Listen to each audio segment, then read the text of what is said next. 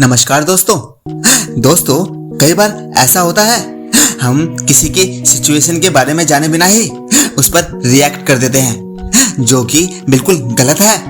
क्या पता हम उसे ही ठेस पहुंचा रहे हो जो हमारा ही भला चाहता हो। इसे अच्छे से समझने के लिए मैं आपको एक छोटी व सच्ची कहानी सुनाता हूँ। यह कहानी आपको बहुत पसंद आएगी। चलिए मैं शुरू करता हूँ। एक डॉक्टर बड़ी ही तेजी से हॉस्पिटल में घुसा। उसे किसी एक्सीडेंट के मामले में तुरंत बुलाया गया था। अंदर घुसते ही उसने देखा कि जिस लड़के का एक्सीडेंट हुआ है उसके परिजन बड़ी ही बेसब्री से उसका इंतजार कर रहे हैं। डॉक्टर को देखते ही लड़के का पिता बोला, आप लोग अपनी ड्यूटी ठीक ढंग से क्यों नहीं निभाते? आपने आने में इतनी देर क्यों लगा दी? अगर मेरे बेटे को कुछ हुआ तो इसके जिम्मेदार सिर्फ आप होंगे। डॉक्टर ने विनम्रता से कहा, मुझे माफ करिएगा, मैं हॉस्पिटल में नहीं था और मेरे पास कॉल आने के बाद जितना जल्दी हो सका मैं आया हूँ। कृपया अब आप लोग शांत हो जाइए ताकि मैं इलाज कर सकूं। शांत हो जाइए? लड़के के पिता ने गुस्से में बोला, क्या इस समय आपका बेटा होता तो क्या आप शांत हो जाते? अगर किसी की वजह से आपका बेटा मर जाए तो आप क्या करेंगे? लड़के का पिता बोलते ही जा रहा था, भगवान चाहेगा तो सब ठीक हो जाएगा, आप लोग दुआ कीजिए, मैं इलाज के लिए जा रहा हूँ।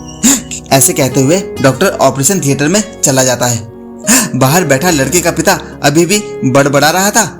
सलाह देना आसान होता है, जिस पर बीतती है वही जानता है। करीब 1.5 घंटे बाद डॉक्टर बाहर निकला और मुस्कुराते हुए बोला, भगवान का लाख लाख शुक्र है, आपका बेटा अब बिल्कुल स्वस्थ है। यह सुनते ही लड़के के परिजन खुश हो गए और डॉक्टर से सवाल पे सवाल पूछने लगे। वो कब ठीक हो जाएगा? उसे डिस्चार्ज कब करेंगे आप? पर डॉक्टर जिस तेजी से आया था उसी तेजी से वापस जाने लगा और लोगों को अपने सवाल नर्स से पूछने के लिए कहा। फिर वहां से चला गया। यह डॉक्टर कितना घमंडी है, ऐसे भी क्या जल्दी है इसको कि 2 मिनट हमारे सवालों का जवाब नहीं दे सकता। नर्स लगभग रोती हुई बोली, आज डॉक्टर साहब के लड़के की एक भयानक एक्सीडेंट में मौत हो गई और जब हमने उन्हें फोन किया था तब वह उसका अंतिम संस्कार करने जा रहे थे। लेकिन उन्हें जैसे ही पता चला कि किसी बच्चे का एक्सीडेंट हो गया है और उसका ऑपरेशन करना पड़ेगा तो बेचारे पहले आपके बच्चे को बचाने यहाँ आए और अब अपने बच्चे का अंतिम संस्कार करने गए हैं। यह सुन बच्चे के परिजन और उसके पिता एकदम स्तंभ रह गए। अब उनके मुंह से एक भी आवाज नहीं निकल रही थी।